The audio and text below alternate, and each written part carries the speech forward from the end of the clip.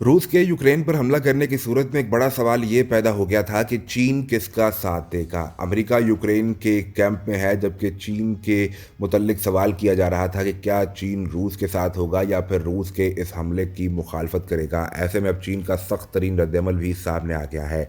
चीन ने यूक्रेन में अफरा तफरी का जिम्मेदार दरअसल किसी और मुल्क को ठहरा दिया है और इस पर चीनी हुकाम की जानिब से वाज़े पैगाम भी आ चुका है।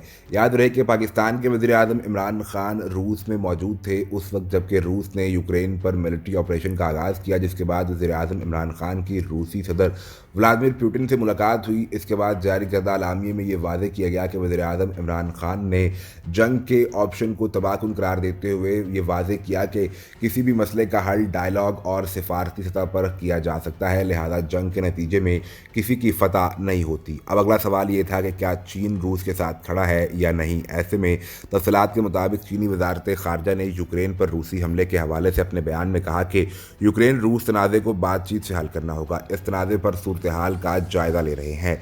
चीनी वजारत खारजा ने अमरीका को जिम्मेदार ठहराते हुए कहा कि वाशिंगटन ने इस कशीदगी को हवा दी और जंग के खतरात को भड़काया।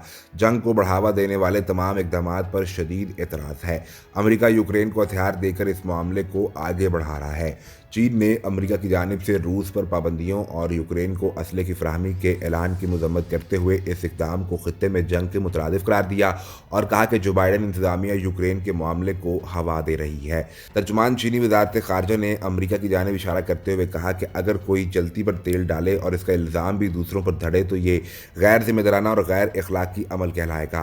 तर्जुमान चीनी वजारत खारजा ने यह भी कहा कि यूक्रेन तनाज़े पर तमाम अफ्रीकैन को एक दूसरे को अहमियत देनी चाहिए और एक दूसरे के सिक्योरिटी खदशात को दूर करें ताकि मुशावरत और मुज़ाकरात से इस मसले का पुरअमन हल निकल सके।